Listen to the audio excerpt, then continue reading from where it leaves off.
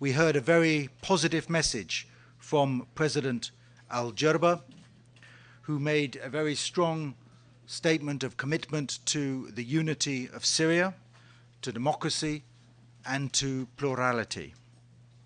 He condemned extremism and he rejected terrorism. No, he did not raise that with members of the Security Council, though he did refer to the fact that there were some countries who were continuing to arm the regime.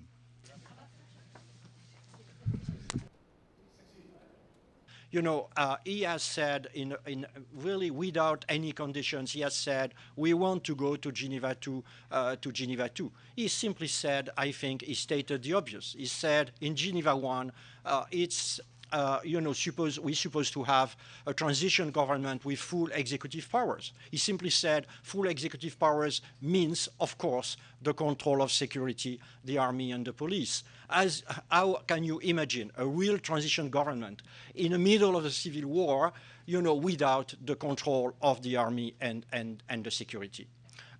It's very clear, all the executive powers, and it means what it means. He clearly recognized that there were radical groups now in Syria and on both sides. He simply said that these groups are foreigners. They are contrary to the Syrian way of thinking, way of living. And he emphasized also that it's important to say that you have Al-Qaeda on one side, but the other side you have also the Iranian Pasdaran, you have also the Hezbollah. So there are a lot of radical groups.